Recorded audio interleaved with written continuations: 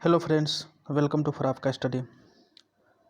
साथियों, जैसा कि हम लोग डेली बेसिस पे जो क्वेश्चन करते हैं साइंस का 10 से 12 क्वेश्चन जो साइंस का, इसमें जीके का भी, हिस्ट्री ज्योग्राफी का भी मैं 1-2 क्वेश्चन कवर करता हूं, जो कि आने वाले जो भी एग्ज़ाम होंगे, जैसे कि आप लोग जानते हैं कि आने वाले जैसे ही लॉकडाउन ये समाप्ति की ओर होगा, या फिर अब जैसा कि चलने लगा, ट्रेन भी स्टार्ट हो गया, या फिर और सब स्टार्ट होने लगा, या फिर एग्ज़ाम का भी डेट देने लगा है, तो इससे यह पता चलता है कि कुछ दिनों में, या तो जब से केसेस इसका कम होने लगेगा तो कुछ दिनों में जो है इसका एग्ज़ाम कंडक्ट कराना, जो भी है रेलवे का है, CHSL एग्ज़ाम, SSC जितने भी है, सब धीरे धीरे कंडक्ट होना शुरू हो जाएगा।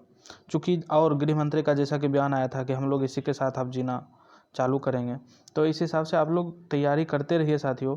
और ये ज़्यादा मैं टाइम भी नहीं लेता हूँ, 20 से 25 मिनट को आपका टाइम जाता है। और इसमें डेली जो 10 से 12 क्वेश्चन है, नहीं डेली तो नहीं, अल्टरनेट पे चला रहा हूँ अभी, और जैसे ही वीडियो का अच्छा व्यू होने लगा तो मैं डेली इसको कर दूंगा। ठीक है साथियों, तो बस आप लोगों से सिर्फ एक ही रिक्वेस्ट है कि इसको अपने दोस्तों के साथ शेयर कर दिया कीजिए, और वीडियो देखिए, अच्छा लगे तो चैनल को सब्सक्राइब कर लीजिए, और वीडियो को लाइक करके अपने दोस्तों के साथ शेयर कर दीजिएगा। तो चलिए आज का फर्स्ट क्वेश्चन स्टार्ट करते हैं साथियों। ये ज्योग्राफी का क्वेश्चन है। पहला क्वेश्चन, इंडीज पर्वत श्रृंखला किस महाद्वीप में स्थित है? क्या साथियों? इंडीज पर्वत श्रृंखला किस महाद्वीप में स्थित है? ऑप्शन ए है यूरोप, ऑप्शन बी है ऑस्ट्रेलिया, ऑप्शन सी है दक्षिण अमेरिका, और ऑप्शन डी है अफ्रीका। तो साथियों ये कहाँ स्थित है? तो पहले इसका आंसर जानते हैं। तो यह है दक्षिण अमेरिका में, यानी इसका आंसर हो जाएगा ऑप्शन सी करेक्ट। ठीक है, यानी ऑप्शन सी करेक्ट हो गया। यह कहाँ स्थित है? तो दक्षिण अमेरिका में। अब देखिए इसमें साथियों ये पूछ देता कि विश्व की सबसे लंबा पर्वत कौन सा है? क्या है? विश्व का सबसे लंबा पर्वत कौन सा है? तो साथियों ये है इंडीज पर्वत। इंडीज पर्वत विश्व का सबसे लंबा पर्वत। इंपॉर्टेंट क्वेश्चन है साथियों, ध्यान रखना है। और ये इसकी लंबाई, इंडीज पर्वत की लंबाई 7200 किलोमीटर है। ठीक है, इंडीज पर्वत की लंबाई 7200 किलोमीटर। अच्छा, अब इसी में बोल देता कि इंडीज पर्वत श्रृंखला की लंबाई तो 7200 किलोमीटर, इसका सर्वोच्च चोटी का नाम क्या है? तो एकांकागुआ, यानी इसका जो है सर्वोच्च चोटी का जो नाम है एकांकागुआ। अगर इसका डिस्टेंस यानी ऊंचाई, हाइट पूछ दे तो 6990। ध्यान रखना साथियों, ये सब आपको ध्यान रखना, इंपॉर्टेंट क्वेश्चन है। एक तो सबसे पहला किस महाद्वीप में? दक्षिण अमेरिका। और विश्व का अगर ये सबसे बड़ा पूछा, सबसे लंबा, तो ये 7200 किलोमीटर है, इसका इंडीज पर्वत है। और इसमें सबसे ऊंची चोटी पूछा तो एकांकागुआ है, 6990 मीटर इसकी ऊंचाई है। ठीक है, और इसके अगर उत्तर पश्चिम में पूछ देता, यानी उत्तर पश्चिम में, इसके उत्तर पश्चिम में एक मरुस्थल है, यानी बोल देता कि इंडीज पर्वत के उत्तर पश्चिम में एक मरुस्थल है, उसका नाम क्या है? तो साथियों उसका नाम है अटाकामा। तो ये इंपॉर्टेंट है साथियों, ये 5-6 जो क्वेश्चन मैं बताया हूँ ये बहुत ही ज़्यादा इंपॉर्टेंट है। अब चलते हैं क्वेश्चन नंबर सेकेंड पे। क्वेश्चन नंबर सेकेंड है, निम्न में से कौन सा घोल बिजली का चालक नहीं है? क्या बोला साथियों? ये नहीं वाला जो क्वेश्चन रहता है ना, इसमें थोड़ा सा ये आपको लगता है कि ये हाँ में मतलब कन्वर्ट करके आप ऑप्शन जो देखें ऊपर में, जो एक ऑप्शन ए दिखा आपको, आप ऑप्शन ए मार के आगे बढ़ जाते हैं। इसमें ज़्यादा गलती होता है साथियों स्टूडेंट से। ठीक है, तो बोला है कि निम्न में से कौन सा घोल बिजली का चालक नहीं है? बिजली का चालक नहीं है मतलब उससे करंट पास नहीं होता, आप सीधा जान सकते हैं। यानी चालक क्या? बिजली का, यानी उससे करंट पास होना, तो बिजली का चालक है। तो साथियों इसको मैं पहले ऑप्शन देख लेते हैं, सोडियम हाइड्रोक्साइड, ऑप्शन बी है ग्लूकोज घोल, ऑप्शन सी है एसिटिक एसिड घोल, और ऑप्शन डी है हाइड्रोक्लोरिक एसिड घोल। साथियों इसमें देखिए कॉमन सेंस से आप इसका आंसर दे सकते थे, जैसे कि आप सोडियम हाइड्रोक्साइड, चलिए मेरे को नहीं पता, एसिटिक एसिड नहीं पता, हाइड्रोक्लोरिक एसिड नहीं पता, लेकिन ग्लूकोज के बारे में तो आप जानते हैं कि यह क्या है? बॉडी में एनर्जी प्रोड्यूस काम करने का, यानी एनर्जी का काम करता है। तो ग्लूकोज जैसे ही आप पीते हैं तो इंस्टेंट एनर्जी, आपको कार्बोहाइड्रेट तुरंत जो है एनर्जी देता है। तो ये मतलब ये तो बिजली का चालक कुचालक का यहाँ तो कोई बात ही नहीं है। आप बिजली के ये ग्लूकोज के बारे में कभी नहीं सुने होंगे कि चालक है कुचालक है, तो इसका आंसर तो यही हो जाएगा, यानी ग्लूकोज का घोल जो है इसका ये आंसर हो जाएगा। अब इसका एक एक करके इसको देखते हैं कि ये क्या करता है। ठीक है, इसका यानी 2 का तो आंसर हो जाएगा ग्लूकोज का घोल। अब देखिए साथियों इसमें एक है, जैसे कि हाइड्रोक्लोरिक एसिड है। क्या है? Hydrochloric acid. साथियों ये हाइड्रोक्लोरिक एसिड जो है इसको अम्लराज बोला जाता है। ठीक है, क्या बोला जाता है? अम्लराज बोला जाता है। और इसका उपयोग होता है औषधि निर्माण करने में, प्रयोगशाला में इसका वगैरह यानी यूज होता है। यानी पूछ देगा कि हाइड्रोक्लोरिक एसिड को और क्या बोला जाता है, अम्लराज इसी को बोला जाता है, ठीक है। और स्ट्रॉन्ग एसिड होता है साथियों, ये ध्यान रखना कि स्ट्रॉन्ग एसिड का भी एग्जाम्पल यही दिया जाता है।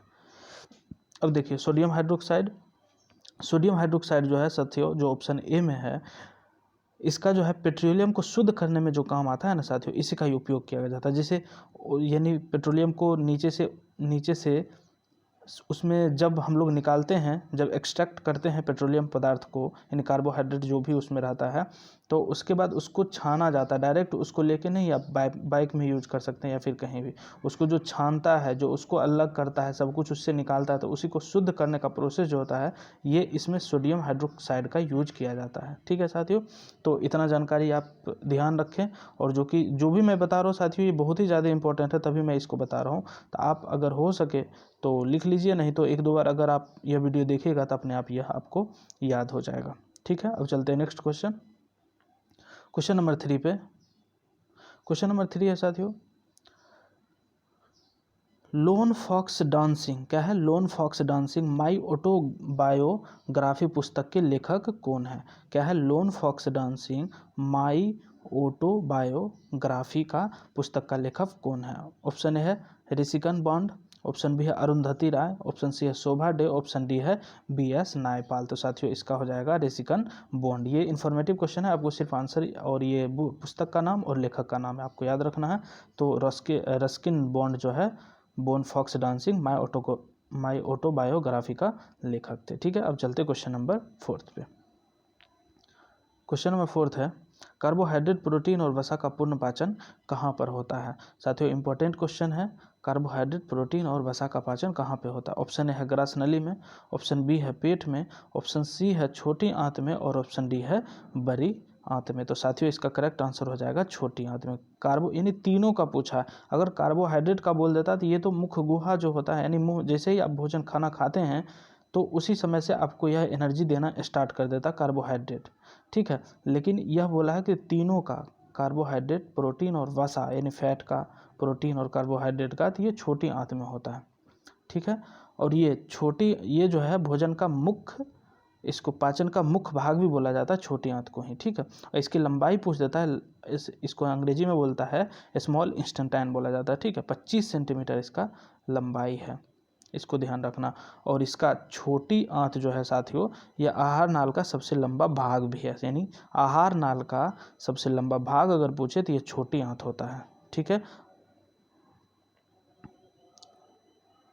सॉरी साथियों, ये 25 सेंटीमीटर जो है, यह 25 सेंटीमीटर यानी छोटी आंत का जो यानी भाग जो होता है ना, जैसे स्टार्टिंग में यू शेप का, यू अक्षर आकार का जो रहता है, तो उसको बोला जाता है, उसका है ये, यानी लंबाई है 25 सेंटीमीटर। छोटी आंत का लंबाई बोले तो ये है 6 मीटर लंबाई है साथियों, ठीक है। यानी 6 मीटर, जैसे कि बोले हैं कि सबसे लंबी ये आंत है, इसकी लंबाई सबसे ज़्यादा है, यानी आहार नाल का सबसे लंबा भाग है, तो 6 मीटर है।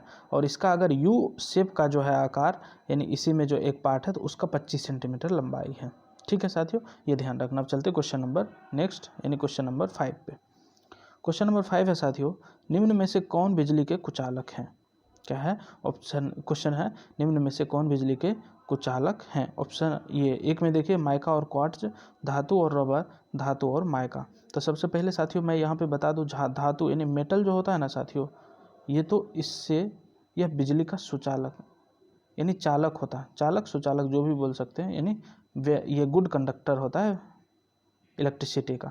तो ये तो कुचालक हो ही नहीं सकता, यानी जहाँ पे धातु आया वो तो ऑप्शन हो ही नहीं सकता। तो धातु कहाँ आया, धातु और रबर, हाँ धातु और माइका, तो ये धातु वाला तो ऑप्शन होगा ही नहीं, माइका और क्वार्ट्ज, ठीक है। तो माइका और क्वार्ट्ज इसका करेक्ट आंसर हो जाएगा। तो देखिए एक, यानी केवल एक, यानी 5 का जो आंसर हो जाएगा साथियों, यह हो जाएगा केवल एक इसका करेक्ट आंसर, ठीक है। तो इसका करेक्ट आंसर हो जाएगा ऑप्शन डी, ठीक है। अब साथियों कभी कभी ये क्वेश्चन में पूछ देता है कि सबसे यानी ज़्यादा सुचालक, यानी कौन सा धातु है वो सबसे ज़्यादा चालक है, सुचालक चालक जो भी सभी धातुओं में, उसमें विद्युत के चालक और सुचालक होता है, तो वह कौन सा है? तो वह होता है ये चांदी जो होता है, यानी सिल्वर होता है साथियों, ठीक है। एक मिनट यहाँ पे लिख देता हूँ, silver good conductor of electricity होता है सिल्वर, ठीक है। और इसी में विद्युत का ये चालक तो हुआ ही है, और इसमें बोल देता है कि हीट का, यानी हीट जो सबसे ज़्यादा ये एक्सट्रैक्ट करता है तो वो भी यह चांदी ही है। ठीक है साथियों। और शीशा जो है साथियों, शीशा जो अगर बोलेगा तो ये बैड कंडक्टर है इलेक्ट्रिसिटी के। ठीक है, यानी कुचालक होता है शीशा, और ये उसमें एनर्जी का भी जो है यह कुचालक होता है। ठीक है साथियों, तो ये इतना ध्यान रखिए। अब चलते क्वेश्चन नंबर 6 पे। क्वेश्चन नंबर 6 इंफॉर्मेटिव क्वेश्चन है साथियों। ये पुराना,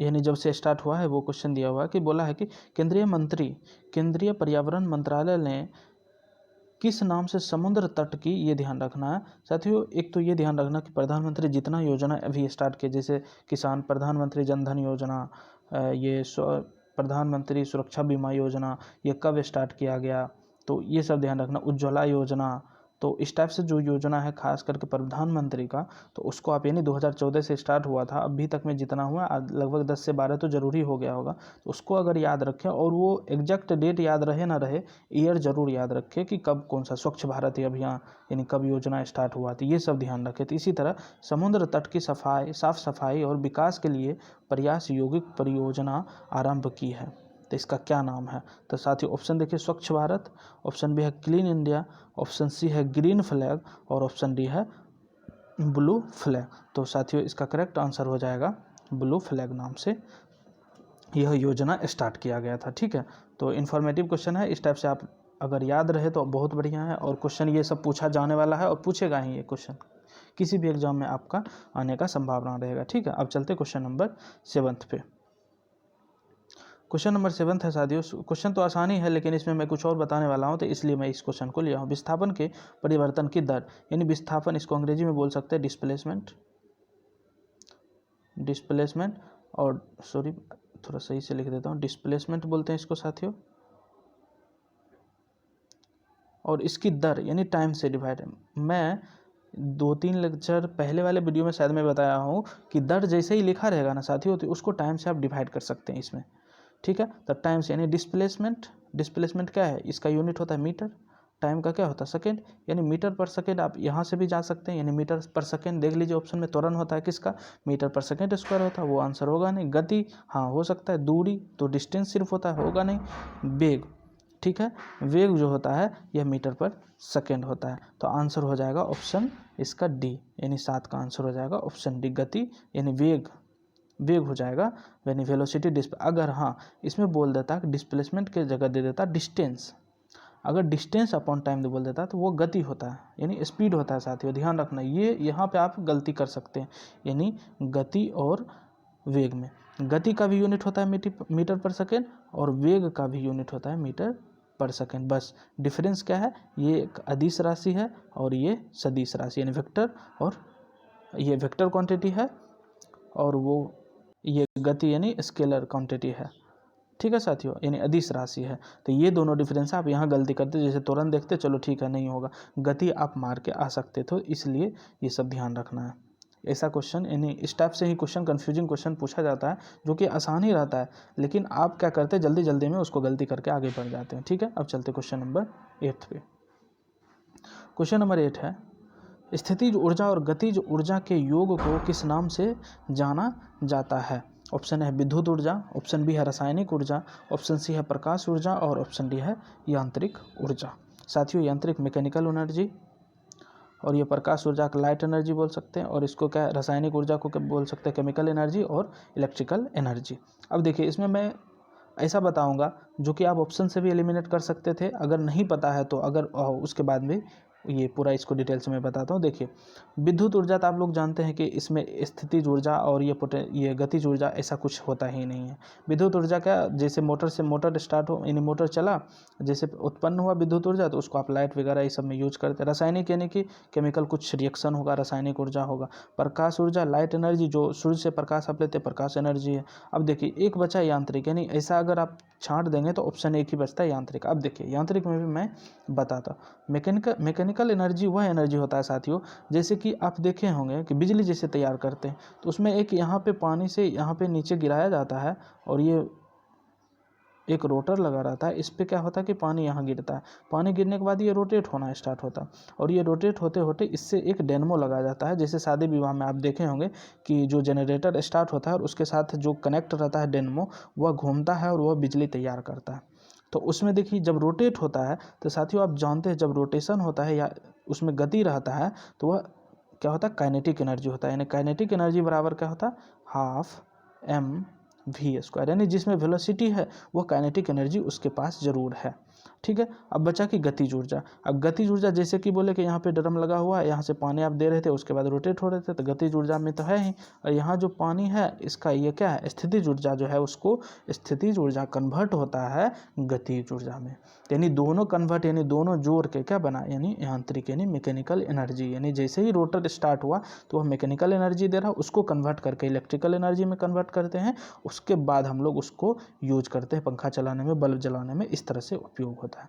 तो आंसर इसका हो जाएगा मैकेनिकल यानी यांत्रिक ऊर्जा हो जाएगा। ठीक है, तो ऑप्शन इसका 8 का आंसर हो जाएगा ऑप्शन डी। साथियों आई होप आपको यह अच्छा से समझ में आ गया होगा जितना मैं अभी बता रहा हूँ। तो आप लोग प्लीज़ आप यहीं पे वीडियो को पॉज करके आप इसको शेयर कर दीजिए, और पहली बार विजिट किए हैं इस चैनल पे तो सब्सक्राइब करके बेल आइकन दबा दीजिए, ताकि जब भी मैं वीडियो अपलोड करूं तो आपके पास नोटिफिकेशन सबसे पहले पहुंच जाए। ठीक है साथियों, तो चलिए क्वेश्चन नंबर 9 देखते हैं।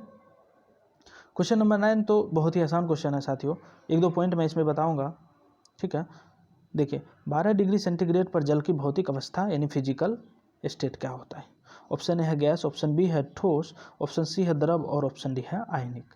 देखिए कभी कभी क्वेश्चन बहुत ही आसान पूछा जाता है, लेकिन स्टूडेंट क्या करते हैं कि उसको लगता है अरे इतने आसान क्वेश्चन कैसे पूछा जा सकता है, लेकिन ये पूछा जाता है साथियों। कुछ 1-2% तो ऐसा क्वेश्चन रहता है बहुत ही ईजी रहता है, जो कि आप बचपन से आप जानते हैं उसका आंसर, लेकिन कई विद्यार्थियों ने इसको गलती भी कर देते हैं।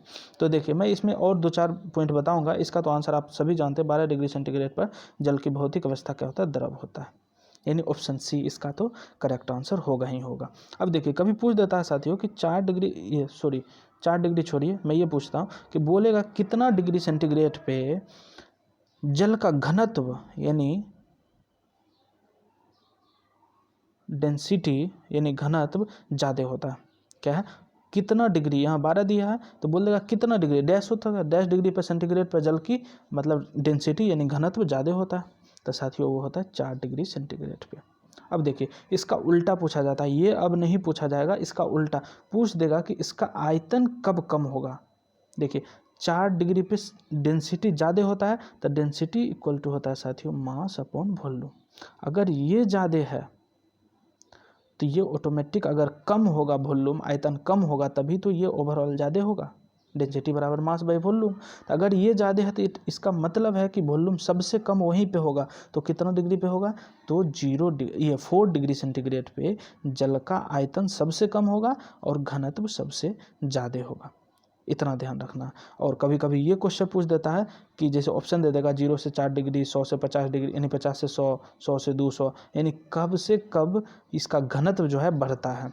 तो साथियों 0 डिग्री से 4 डिग्री तक जब आप हीट करेंगे तो यहाँ डेंसिटी बढ़ेगा, उसके बाद धीरे धीरे यह घटना स्टार्ट हो जाता है और घटते जाता है, इतना ध्यान रखना है। ठीक है, तो आई होप इतना डिटेल आपको समझ में ज़रूर आया होगा। और अगर ये समझ आ गया तो इस टाइप से जो भी अगर क्वेश्चन आएगा तो 100% श्योर है कि आप सही करेंगे, थोड़ा सा भी गलती नहीं होगा।